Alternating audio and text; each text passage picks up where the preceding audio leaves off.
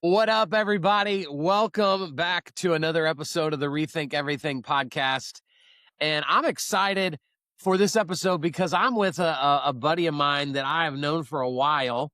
And I want to warn you guys, for those of you that might be listening to a podcast in your car with children there, I don't know what we're going to get in today, but Wally has an incredible story, an incredible testimony that may involve some more R-rated subject matter. And so maybe not, you might not want to listen to this if you've got little kids in the car with you, or maybe you do. I'm not trying to tell you how to parent your kids. I just want you to have the warning. But Wally, man, I love you. I'm love so you too. appreciative for you when you brought this to the ReThink Everything brand. I was so excited to turn this into something spectacular, which I believe that we have. And we have ReThink Everything you know about prospecting. By the time this episode's live, it is live, available for purchase on Amazon. And so, brother, let's jump in. How nobody like at 10 years old is like, I want to become an expert of prospecting when I grow up. How did you come into this expertise? Well, there's two parts, and thank you very much, by the way, and God bless you. I love you so much. Thank you for this. I'm super excited and I'm grateful for you, and I'm glad that God put us in each other's lives. And even though there may be some R-rated topics, there will not be R-rated language. So we'll keep it clean from that end. So hey, you be you, brother. Oh yeah, that's fine. How did I become an expert? So I think there's two parts here. There's the tactical and then the strategic, right? Yep. There's the tactical side, which is just repetition is the mother of skill, right? Practice, learn, be willing to take feedback. My last count, I think I've either taken or made over 300,000 phone calls. Wow. In, some customer service, lots of sales and stuff like that. I've called for myself. I've called for other people. I've called sellers. I've called buyers. I've done help with people with recruiting. So just made hundreds of thousands of phone calls. So that's part of it. The other part of it is, learning the right things to say, right? And some of that's trial and error. Some of that's taking scripts and using what's there and then improving upon it. And, it's interesting. I'm reading, a great book right now. It's called The Positive Intent Mindset. And it talks about how to have positive intent about things in life. And, one of the things it says is it's hard to have positive intent with people and systems and things you don't trust because you don't trust them, right? The things that usually give us positive intent is knowing somebody and knowing that they're good at it, right? Well, when you're becoming successful, you have to assume positive intent from the people that are training you that what they're teaching you is the right thing. And so you have to just take it and run with it, right? I mean, I was very fortunate. I got connected with the right guy, great mentor. And, I sold 72 houses my first 14 months in the business. And, basically, I couldn't do it today. I really don't think I could, but he just told me what to do and I did it. He said, we say this here, we say this here, we say this here. And I said, okay, this, and he just did what I was told. Right. Wow. And so I think from a tactical standpoint, it's learning what to say, when to say it, how to say it, trusting that whoever gave it to you, if you're aligned with the right person, gave you the right thing to say, and then practice. Perfect practice makes perfect, and keep working. And eventually you get good at it. Right. Yep. The other half of it though is I'm going to call it strategic, but I'm also going to call it emotional. Right. Because how do we get better at something aside from practice? What else do we need? Feedback. That's right. Right. You need to listen to your calls. You need to hear yourself, give yourself feedback. You need to have other people give you feedback. And if you don't take feedback from people, if you can't take feedback from people, you're not going to get any better. And that's where you're just going to sit there, like a boat in the water with no engine, right? Just kind of sitting there, no sail, right? So the other half of it was getting feedback, taking feedback. And admittedly, I wasn't great at it originally. A lot of the stuff we talk about in our book here, I suffered from, all those issues that kept me from, being successful. And when I first, I got fired from my first sales job. A girl I went to school with, dad sold, these benefits policies to people who were in like low income family brackets. And, outwardly I was an extrovert. I was talkative. I had fun. He's like, hey, come on in, do this. And he's like, okay. I said, what do we do? He says, well, here's a bunch of names. You got to call these people and set appointments with them. Say what? Right?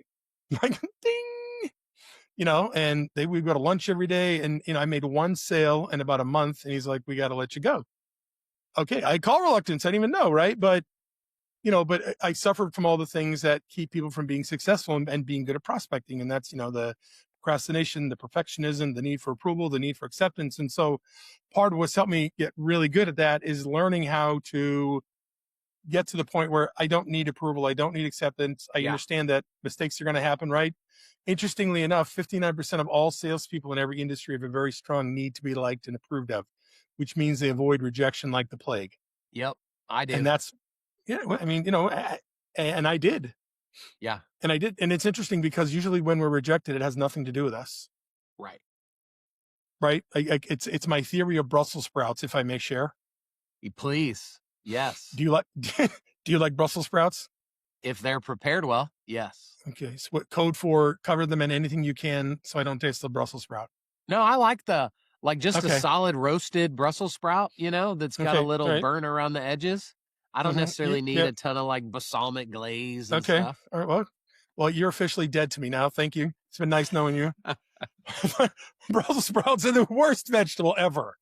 The worst. And actually, my understanding is they've been engineered to taste better, but I think it's a lie.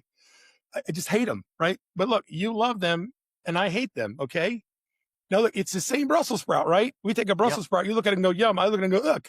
So is it the Brussels sprout or is it us? Right. It's us. Right. Right? I mean, we're like a Brussels sprout. Some people are going to like us and some people aren't. It has nothing to do with us, right? Just is what it is. So, but what's at the core of being able to be good at prospecting is the tactical side of knowing what to say, when to say it, how to say it, practice, passing, learning it, assuming positive intent that the person that gave you the information is somebody you trust, who is interested in your success and wants you to do well. The other part of it is the strategic part, which is how you manage your emotions, right? Manage your state, manage your mental and emotional awareness. And that's the other half of it. So I worked on both. The way I got good at it is I worked on both, right? And it took some time, but the good news is once you get good at it, you're good at it forever. So how, like, I don't want to say I always have, because I know I haven't, but as I've gotten older, I crave feedback now. Like when someone I speak for a living, and when someone I trust a lot is in the audience, I love getting feedback from them, not for them to just kiss my butt, but for me to go, no. I already know I did good. I'm good at this. But like, what was like that one thing that stuck out that I could have done better?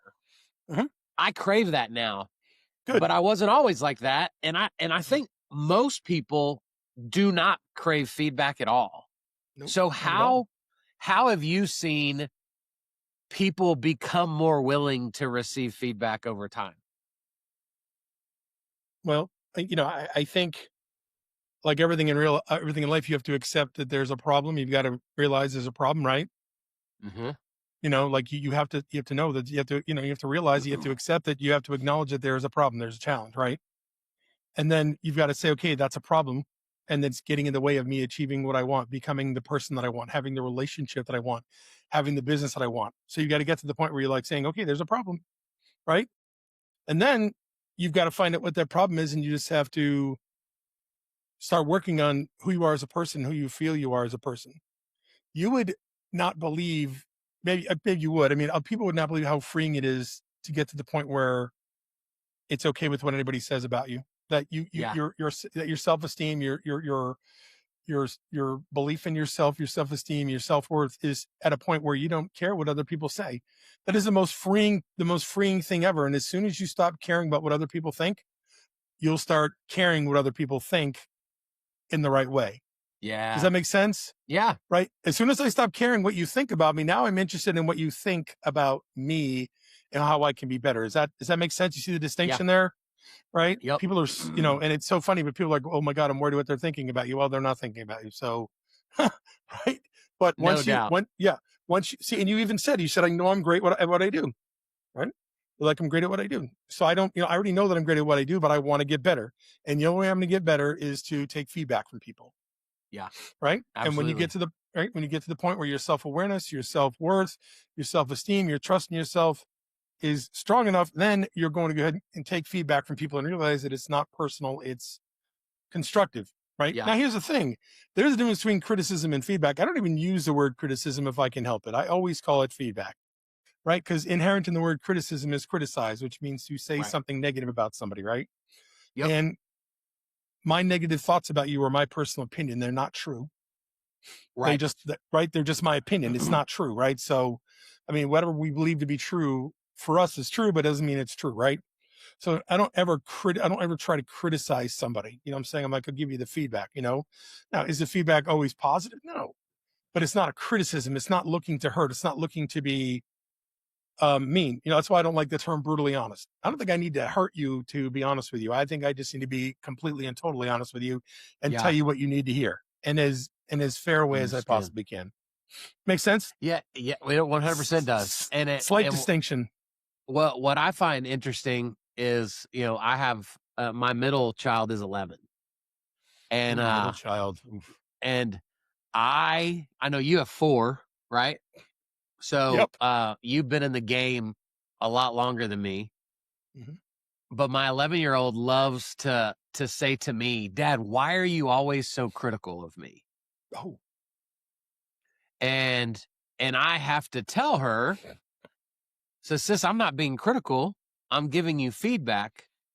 But ultimately, we get to choose as the recipient of the news. Like, if I see it as criticism, I'll do nothing but run away from it. But if I choose to spin it around and see it as feedback, even if you meant it for criticism, I can still use it for my own growth if I choose to receive it as feedback. 100%. Right? Did you ever ask her why she thinks it's criticism? Why do you think I'm criticizing you? Nope. But I'm asking her that today. Now, hey, listen, why do you think it's me? Like, Dad loves you, right? Yep. Is Dad one of your biggest fans? Why do you think it's criticism from Dad? Just help me understand so I can understand why you think it's criticism and why it's not coming from a position of love, because that's how I tell you everything. It's so good. You know what I'm saying? I'm going to do that today. Yeah. Help Dad understand why you think it's criticism. You know, is there a way I can position it? And can we come to some sort of agreement that when I give you feedback, I'm coming at you from a position of love, so that you don't make the same mistakes that I did, so you don't make the same bad choices that I do, and so that when I'm 90, you're not going to lock me in a room and give me a rubber spoon to eat Cheerios because you don't love me. Dude, who would have thought that great parenting advice would have come out of a prospecting podcast? You never know, right? You know, help me understand. Like, what do you mean by that? Just help me understand what you mean by that, and let's try to find some common ground. Well, one more thing. Can I say one more thing? Yeah. And then, do I have permission to check in with you after I give you feedback to make sure that you realize that it's not feedback, that it's not criticism? Yeah. So good. And I'm giving you permission to come to me and say that feels like criticism and not feedback. Yep. So we can finally get to the point where it's no longer looked as criticism. You know what I'm saying? So good. So good. Okay. And by the way, stand up straight. By the way, sis, stand up straight. You're slouching. No. Oh gosh. Okay, Wally. If we brought in a struggling salesperson into this podcast. Yep. And I said, "Hey, coach them around prospecting," knowing that if they're struggling with sales, they're probably to some degree struggling with prospecting. Always. What would be like, how do you begin that kind of feeling out process with that struggling salesperson? Okay. Well, the first thing I would ask them is, when you say you're struggling, where are you struggling? Are you struggling with prospecting? Are you struggling with presentations? Are you struggling with people you don't know? Or are you struggling with people you do know? Is it a matter of not knowing what to say, when to say it, how to say it? Or are you like deathly afraid of the phone and rejection? And, you know, let's find out is it a syntax thing? Do you know what to do in the right order at the right time? Right? Do you know what to say, when to say it, how to say it? No, I don't. If you knew what to say, when to say it, how to say it, would that solve the problem? Yes. Okay. Well, then let's solve that problem. If you go to pick up the phone and you feel like you want to throw up, or you feel like, right, or you feel like, you know, your body's going into, like, basically what's happening is your flight instinct gets triggered and all that, your mouth gets dry, your digestive tract shuts down, your body's getting ready to run or fight. If that's what's happening, then we've got an emotional issue a mental and emotional issue we've got to attend to. So, right, prescription before diagnosis is malpractice. Let's find out if it's knowing what to say, when to say it, how to say it, or is it something that's happening here and here. For some people, it's both. And that's because of the mental and emotional side. They avoid it like the plague. So they're not even going to take the time to learn what to say, when to say, and how to say it. Prescription before diagnosis is malpractice. Let's find out, is it a syntax? Is it an emotional issue? Is it both? And then if it's a syntax and emotional issue, both, we're going to go after the emotional side first, because that person's not going to lean into learning what to do, when to do it, how to do it, if they don't feel like there's anything in it for them or that they can even make it happen. Right. How, like, what does the discovery look like if you ultimately believe it's an emotional issue? Like, what's the path then that you kind of walk them down to help identify? Are you how willing are you to be very vulnerable at the moment? Yeah, always. Okay. You want to find out why you're afraid of rejection? Yeah. Okay. This is exactly what I do. You ready? Yep. How was your mom and dad's relationship? Did they get along with each other? Yes. Okay. Did they ever fight? Married almost 50 years. Did they ever fight in front of you? No. Not once, right? Nope. Did you ever get punished? Yes. Okay. Did you get whooped? Yep. Hard? I think so. Yeah. Okay. And you grew up in Texas, so you still had the paddle in school when you grew up, right? Oh, we had a big old paddle. And you guys, and like you folks didn't mess around. They drilled holes in that thing to make it aerodynamic, so that that's right. There was nothing slowing it down, right? Nope. And you guys and the boys are like, "Hey, I'll take the paddle. Don't call my parents. Just give me the paddle. I'll suck it up for the rest of the day, right?" Okay, so you get the paddle at school. You got whooped at home. When you did a good job, did your parents say Kyle did a good job, or did they say they expected that of you? You know what, Wally? It's interesting. I think my parents were too they were too quick to cheer me on. Okay. They wouldn't, what I mean by that is they wouldn't just celebrate what I actually accomplished. They would celebrate my attempt as if it was the completion of the assignment. Okay. So does that make sense? Yep. So I was getting celebrated before I even technically did anything. Right. So what did you get punished for then? Just mouthing off was probably most of my. So being yourself, being disrespectful to my mom from the back seat. Okay. Just be doing your job, right? Were you ever bullied in school? Yes. For being the fat kid. Okay.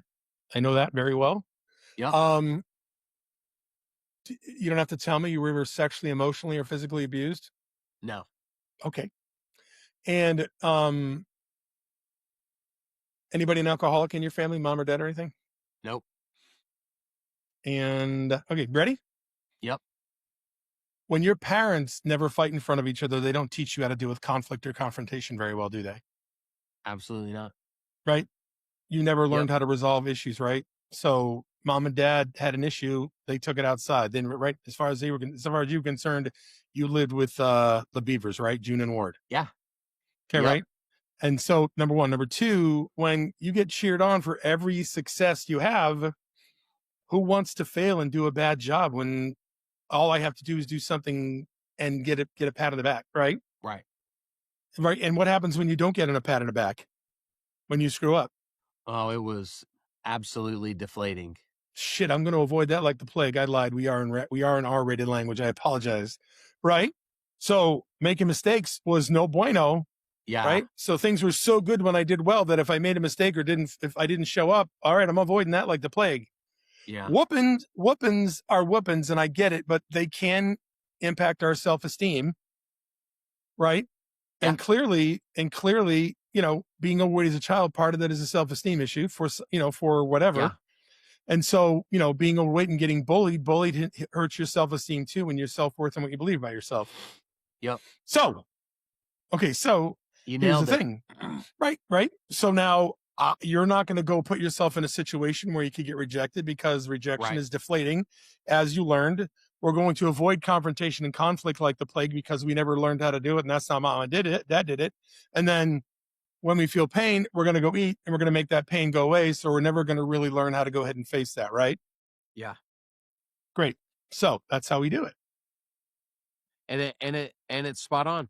So what happens? So what's next is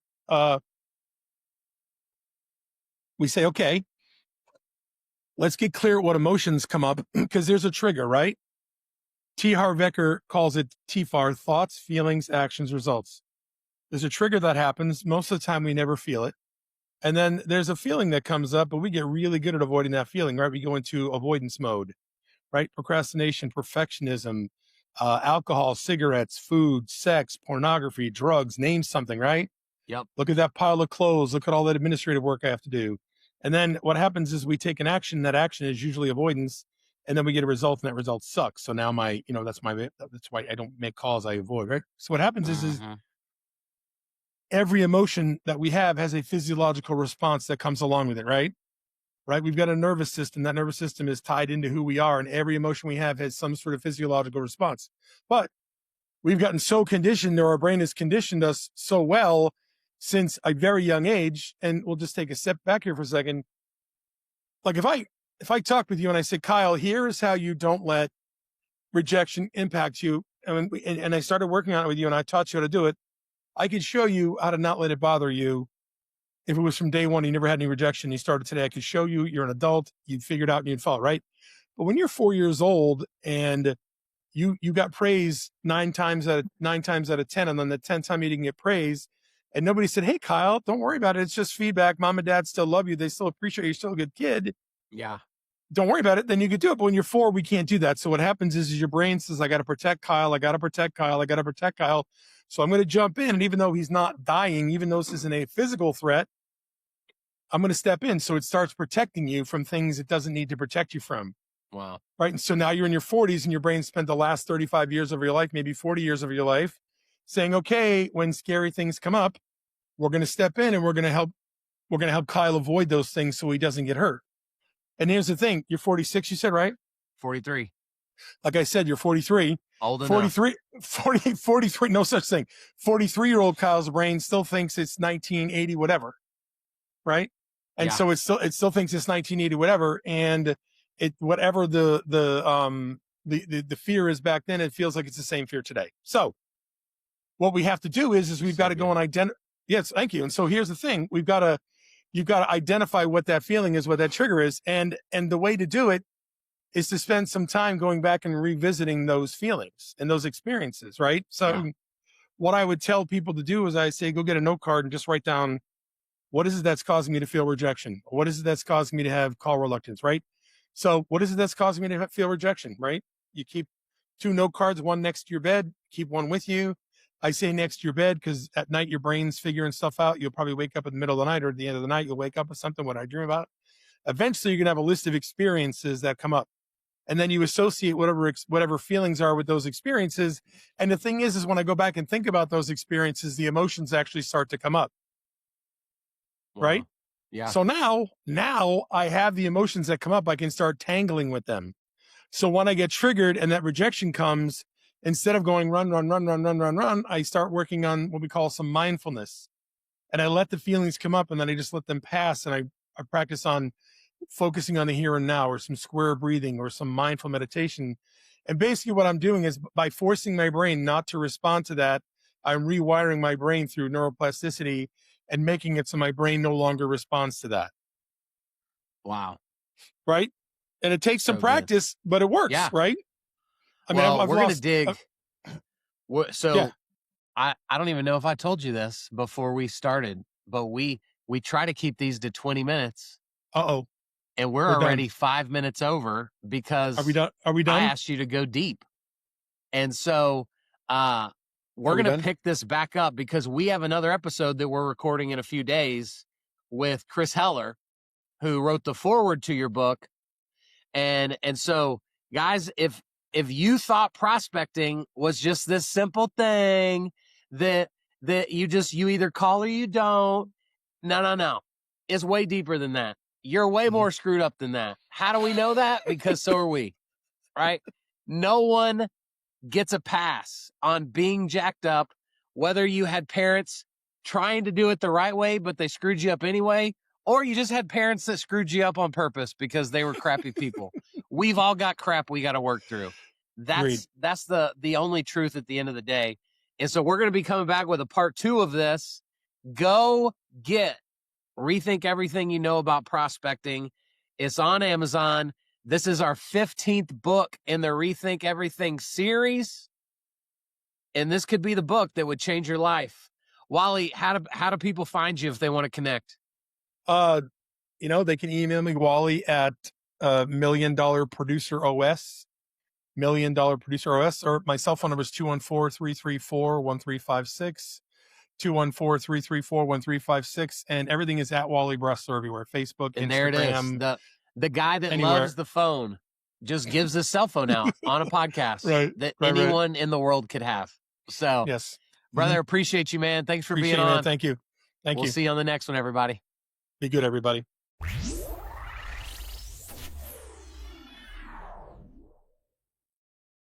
What?